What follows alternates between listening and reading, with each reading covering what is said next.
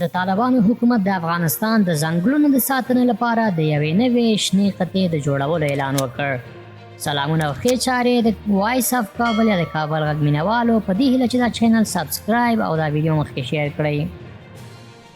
د طالبانو ویان او د اطلاعات او فرهنګ وزارت مرستیال ذبیح الله مجاهد په خپل ټویټر پاڼه کې لیکلي چې د یوې ځانګړې پلاوي د وړاندیز او د رئیس الوزرا د منظورۍ له مخې په غیر قانوني توګه د ځنګلونو د وهلو او د قاچاق د مخنیوي لپاره یو 450 کسیزه قطعه جوړیږي. د دغه قطعې 100 غړي به په کابل او ځنګلورو سیمو کې ځای پر ځای کیږي او 50 غړي به یې د افغانستان په 2 نورو ولایتونو کې لکه کونړ، نورستان، خوست، لغمان، پکتیا او ننګرهار کې چې ډیر ځنګلونه لري ځای پر ځای کیږي. د طالبانو حکومت د ځنګلونو د ساتنې لپاره دغه اقدام داسې مهال کوي چې تیر حکومت کې د اکثرو ځنګل لرونکو ولایتونو څخه د ځنګلونو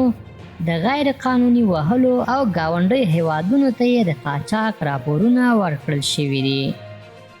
ګرانو مینوالو که دا ویډیو مو خوښه شوې وي د ورته مطالبو لپاره زموږ چینل سبسکرایب او دا ویډیو مخکې شیر کړئ.